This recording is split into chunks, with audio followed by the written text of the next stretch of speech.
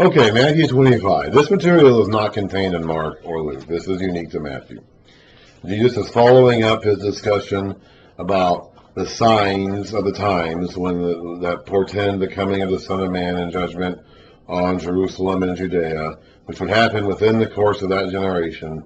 By the time that generation had died out, these things would have happened. And then we know from history those things happened about 40 years later. And so now we're going to be kind of pivoting from that to talking about a more general awareness of judgment. Be ready for the Son of Man whenever he comes. You may not be there in Jerusalem when the Son of Man comes in judgment on that city in the form of the Roman armies in 66 to 70. Actually, the war went on to 73 AD. And even after the city fell, the fighting continued until the Romans tracked down the remaining holdouts at the fortress of Masada in 73 AD. Okay, so it was a long, protracted, and then they fought again decades later. Actually, that was only the first of 2 or even 3 wars between the Romans and the Jews. And it didn't end for good until the 130s AD, when the Romans finally put down their rebellion for good and just completely scattered all the Jews throughout the empire and forced and repopulated the land of Israel with its own people. That was in the 130s AD.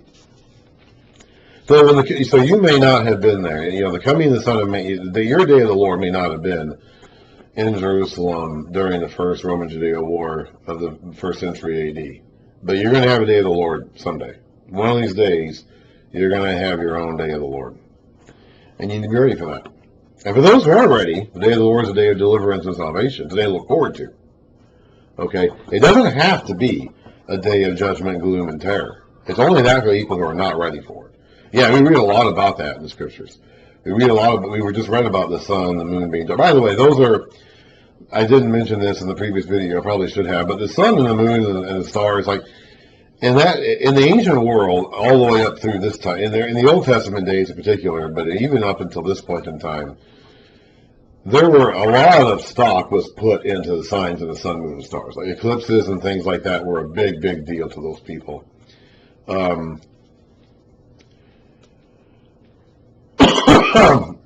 And so the prophetic language using that kind of imagery is totally to be expected, because every prophetic language of every culture used that kind of imagery. Because people back then paid attention to that stuff, and they thought that sort of stuff really mattered. They thought that eclipses and signs of the sun, moon, and stars really meant something. So it isn't just figurative language for the sake of being figurative language. It's figurative language because the people of that day really believed that those signs meant something. But anyway, so, your day of the Lord is coming, and you need to be ready. For those who are ready, it's going to be a day of salvation and deliverance. You can look forward to it. Okay, you want to look forward to your master coming back, or the bridegroom coming, because then you get to go into the feast. You get to get your reward. You get to be praised by the master. It's only a day of darkness and gloom for those who are not ready. And he's going to make that point with this couple of parables. Again, this doesn't have to apply just to the day of the Lord that came upon Jerusalem in 70 AD. It does apply to that primarily. That is still the primary context here, because that is the day of the Lord, or the coming of the Son of Man that we are talking about. That's the specific coming of the Son of Man that we're talking about here. But it can apply really to any time the Son of Man comes for someone, a nation, a family, a person. At that time, the kingdom of heaven will be like 10 virgins who took their lamps and went out to meet the bridegroom. Now remember, the marriage ceremony in this culture is such that when the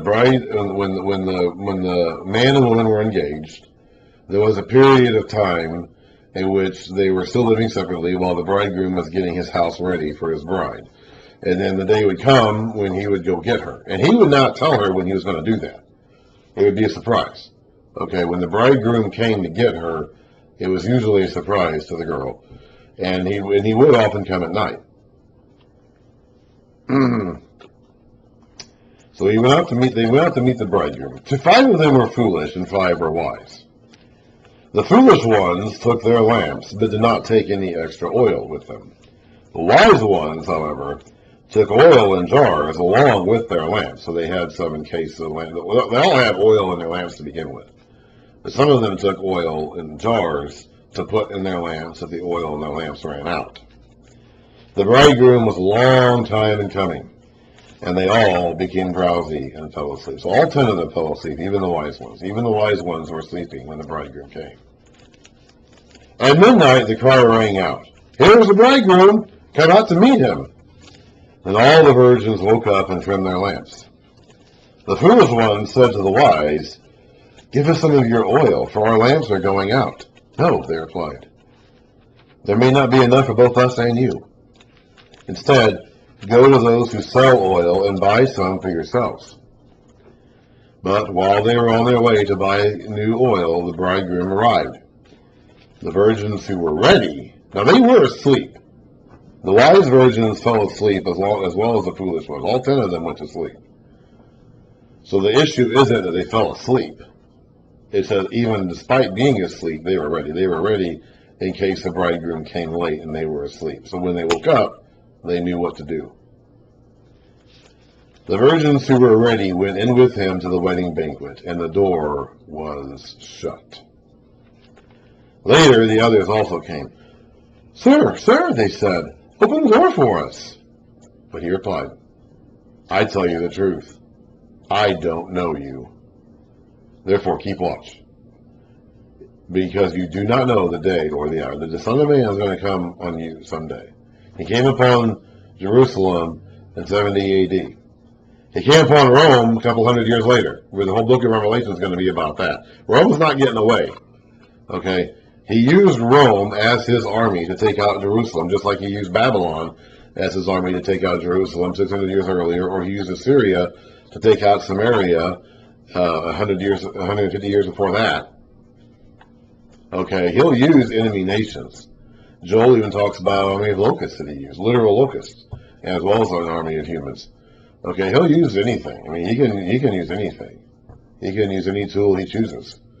He used the Romans in this case to inflict to carry out his coming, his judgment on Jerusalem in this day and time. But he's going to come on Rome too. The book of Revelation will make that clear. Rome's, just like Babylon didn't get away with it, Rome's not going to get away with it either. And even after Rome is gone, there's going to be these enemy nations called Gog and Magog that are going to be around, that he's going to have to inflict judgment on. Okay, we'll get to that in Revelation. So whether your day of the Lord comes in the days of Rome, or in the days of Babylon, Assyria, Gog and Magog, whatever it is, he's going to come in judgment on these enemy nations, on these forces, and you can be either ready for him or not. And for those who are ready, you get to go into the banquet. You get to feast with him at his wedding banquet table. Or as we read about here, you're going to get rewarded. For those who are not, you're going to be left out. The door is going to be shut, and it won't be open for you again. Again, it will be like a man going on a journey who called his servants and entrusted his property to them. Now, Luke has a version of this story in his gospel, but not in this place. It was a different parable told at a different time to different people. We'll cover that when we get to the book of Luke. But this is not the same parable. Luke has a parable that's very similar to this one, but it is not the same. Not the same parable, not the same time frame, not the same context, not the same audience. Again, it will be like a man going on a journey who called his servants and entrusted his property to them. To one he gave 5 talents of money, to another 2 talents, and to another 1 talent, each according to his ability. A talent was worth more than $1,000. Then he went on his journey. The one who had received the 5 talents went at once, and put his money to work and gained 5 more. So also the one with the 2 talents gained 2 more. But the man who had received the 1 talent went off, dug a hole in the ground, and hid his master's money. After a long time, the master of those servants returned and settled accounts with them. The man who had received the 5 talents brought the other 5. "Master," he said, "you entrusted me with 5 talents. See, I have gained 5 more." His master replied, "Well done, good and faithful servant. You have been faithful with a few things. I will put you in charge of many things. Come and share your master's happiness." The man with the 2 talents also came. "Master," he said, "you entrusted me with 2 talents. See, I have gained 2 more." He didn't gain 5, but he wasn't supposed to gain 5. He did what he had with what he had. He did what he could with what he had, and that's what made the master pleased. His master replied, "Well done, good and faithful servant. You have been faithful with a few things. I will put you in charge of many things. Come and share your master's happiness." He says the exact same thing to the guy who made 2 talents as he did to the guy who made 5. If the guy who made 1 talent had put his talent to use and made another talent, the master would have said the same thing to him. The guy with 2 talents was not expected to make 5 talents back. The guy with 1 talent was not expected to make 2 talents back. Each was given according to his ability, as it says here. Each was given according to his ability. And it doesn't really matter whether you consider your efforts to be a success or a failure or not. Okay, the master is going to reward you for using your talents, even if you don't think you have anything to show for it. Then the man who had received the 1 talent came. "Master," he said, "I knew that you are a hard man, harvesting where you have not sown, and gathering where you have not scattered seed. So I was afraid and went out and hid your talent in the ground. See, here is what belongs to you." His master replied, "You wicked, lazy servant. So you knew that I harvest where I have not sown, and gather where I have not scattered seed. Well then, you should have put my money on deposit with the banker, so that when I returned I would have received it back with interest. Take the talent from him and give it to the one who has the 10 talents. The man with the 10 talents has proven that he can handle more. For whoever has will be given more, and he will have an abundance. Whoever does not have, even what he has will be taken from him. So if you aren't going to use the talent you have, it will be taken from you." We read about that. He's been saying that a lot about the Jewish stewards. And he's given several parables about the tenants of the vineyard who didn't do with the vineyard what they were supposed to do. So he's going to take the vineyard away from them. If you don't do with your talents what God wants you to do, he'll take it from you and give it to somebody else. It doesn't mean that you have to be ashamed of only having 1 talent. Most of us only have 1 talent. Most of us are not 5 talent or even 2 talent people. Okay? But the 1 talent guy had put in the effort and made 1 talent back, he would have gotten the same praise that the 2 talent guy and the 5 talent guy did. The 2 talent guy did get the same praise the 5 talent guy did, even though he only made 2 talents. If the 1 talent guy had put his talents to use, he would have gotten the same praise that both of them did. When Jesus, he gave the parable about wanting to pay everybody the same wage. When he gave the parable about the workers who worked for a denarius, he paid the man he hired last the same as the man he hired first. Okay, he would have given the 1 talent guy the same praise he gave the 5 talent and 2 talent guys, because he already gave the 2 talent guy the same praise he gave the 5 talent guy. So the amount of talents you have is not the deciding factor.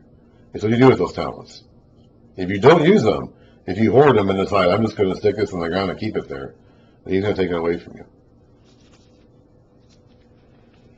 For whoever has will be given more, and he will have an abundance. Whoever does not have, even when he has, will be taken from him.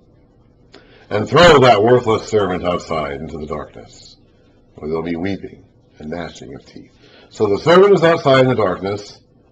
The virgins are presumably outside in the darkness, although he didn't explicitly say that, but they're outside the gate. The door was shut, so they're outside in the darkness. I'm assuming they're weeping and gnashing their teeth. And the guy, the wicked servant who beats the other servants in the end of chapter 24, has been cut to pieces and thrown outside with the hypocrites, which, by the way, that's the Pharisees. So he spent all of chapter 23 calling them that. It was weeping and gnashing of teeth. So whether you're cut to pieces and thrown out, or you're just out there, you're being cut off. You're not in the kingdom. You're outside. When the Son of Man comes in his glory. Now, I can't read this as anything other than an image of the final judgment. I don't know if this is literally how it will happen. We read about the resurrection unto life in Daniel 20, in Revelation 20. Daniel 12 mentioned the resurrection, some to life, some to everlasting shame and contempt. We'll have Paul will talk about the resurrection in 1 Corinthians 15. We'll see another vision of it in Revelation 20, and then we'll see the kingdom that's ready for the resurrected saints in 21 and 22. We read a little bit about the end of Isaiah and in Zechariah and Ezekiel. Okay, so we have gotten these glimpses of the resurrection state here and there. End of Isaiah, end of Ezekiel, end of Daniel, briefly mentioned the end of Zechariah, end of Revelation. Paul talks about the resurrection in 1 Corinthians 15. I don't know if the final judgment is going to be this literally, because it's going to be something like this. I cannot read this next section as anything but a description of the final judgment. I can't. I said before how as 24, 25 go on, we kind of shift the context away from the coming of the Son of Man on Jerusalem in the specific historical context of the Roman Judea War of 66 to 73 AD, and I believe that's true. And I think that that's what Matthew 24 is about, and as we near the end of Matthew 24 with the 25, we start shifting the conversation away from that to a more general look at the coming of the Son of Man, which in the Old Testament was called the Day of the Lord, same thing. And I can't see this next section as anything but a picture of the final judgment. I don't know how literal it is.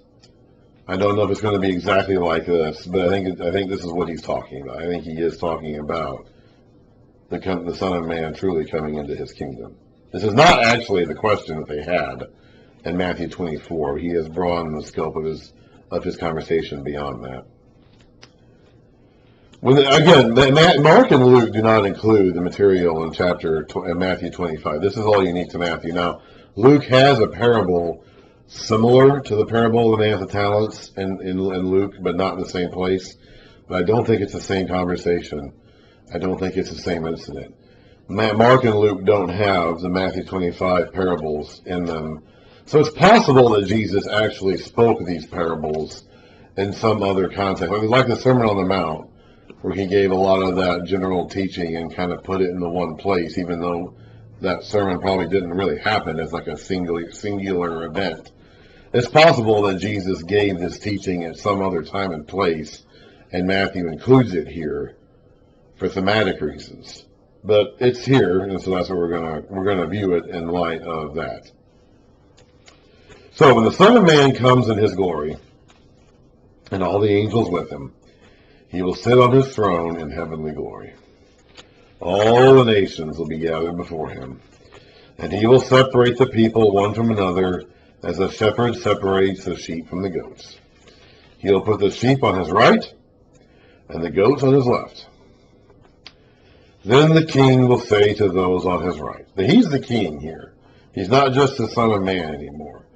From now on to the end of this section, he's going to be calling himself the king. This is one of the things that makes me think he's talking about the final judgment, when he is indisputably king, and there's no one doubting that left. So then the king will say to those on his right, "Come, you who are blessed by my Father, take your inheritance, the kingdom prepared for you since the creation of the world." This is what all of history was about. All the way back to Genesis 1:1, when it said, "In the beginning God created." This is what he was preparing for. That world he made in Genesis 1 was not the end game. It was not the final, the thing he had in mind. It was simply a step along the way, a part of the process. When he said, "Let there be light" in Genesis 1:2, that was simply the first act, the opening act in a procedure that will find its fulfillment in this kingdom to come, the new heavens and the new earth, the new age to come. And it was all intended for that. It was all prepared for that. "For I was hungry, and you gave me something to eat. I was thirsty, and you gave me something to drink. I was a stranger, and you invited me in. I needed clothes, and you clothed me. I was sick, and you looked after me. I was in prison, and you came to visit me. Then the righteous will answer him, Lord, when did we see you hungry and feed you, or thirsty and give you something to drink? When did we see you a stranger and invite you in, or needing clothes and clothe you? When did we see you sick or in prison and go to visit you?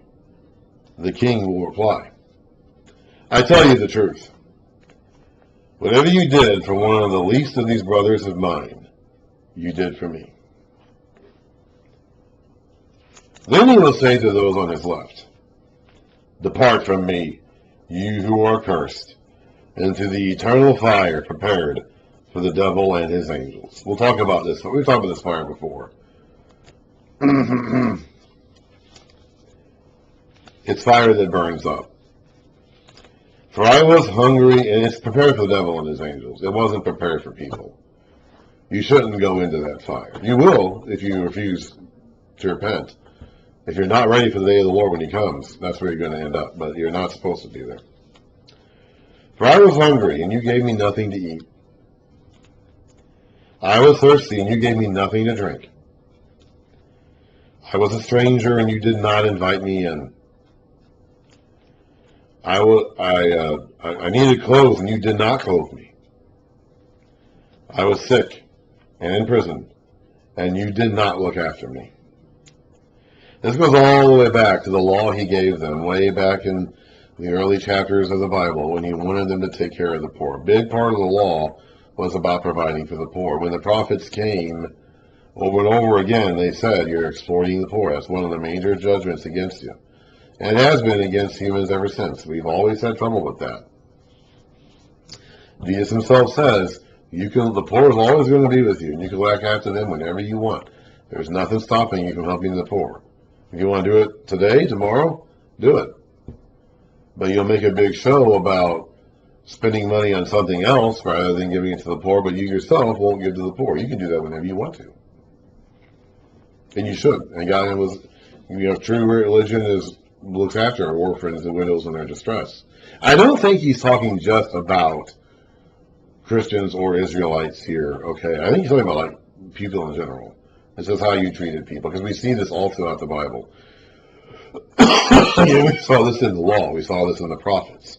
Every human being is made in the image of God. James says, with our tongues we curse men who are made in God's image. I don't think he's talking just about his family of believers. I think he's talking about, I made everybody in my image. Everybody was supposed to be a brother of mine. For those of you who did not act this way towards my brothers, this is what I wanted you to do. They will also answer, Lord, when did we see you hungry or thirsty or a stranger or needing clothes or sick or in prison and did not help you? And he will reply to them, I tell you the truth. Whatever you did not do for one of the least of these. Remember in Luke, we haven't gotten to Luke yet, but Luke, there is a parable of the rich man and Lazarus. And Lazarus was a poor, humble beggar who stayed at the rich man's gate, and the dog licked his sores. Okay, he was one of the least. That figure in that parable, whether it was based on the actual Lazarus or not, I don't know. But that figure in that parable was one of the least. He would have been seen as one of the least. Whatever you did not do for one of the least, and the rich man who did not do these things for him ended up in torment. Whatever you did not do for one of the least of these, you did not do for me. Then they will go away to eternal punishment, but the righteous to eternal life. When Jesus had finished saying all these things, he said to his disciples, As you know, the Passover is 2 days away, and the Son of Man will be handed over to be crucified. Then the chief priests and the elders of the people assembled in the palace of the high priest, whose name was Caiaphas, and they plotted to arrest Jesus in some sly way and kill him. But not during the feast, they said, or there may be a riot among the people. So they were going to wait until afterwards. They were not going to do it during Passover. It happens on Passover. Okay, it's a big spectacle. But they weren't going to do it. They weren't going to make it into a big spectacle. They were going to do it afterwards in some sly way so people didn't know about it. But that's not the way God intended for it to go. God intended for it to be a very well-known public event, and that it would be done out in the open during the festival, and that there would be no doubt about it. Everybody in Jerusalem would know about it. That was not how the elders and the authorities wanted it to be done, but that is how it ended up being done. But they're done talking to him. He's done talking to them. They've challenged him, they've debated him, they've questioned him, and they have not been able to beat him in an argument, and he has not been able to get through to them and get them to repent. So they really don't have anything more to say to each other. They're not going to listen to him, and he's not going to get through to them. So they can't defeat him in an argument, and unfortunately, he can't get them to change their minds. So they had nothing more to say to each other. So the only thing left to do is fight. The only thing left to do is go after him and kill him, because they can't do anything more. They had nothing more to say to him, and he doesn't have anything more to say to them. Well, the time for talking is done. Now it's time for action and violence. And we'll get to that next time.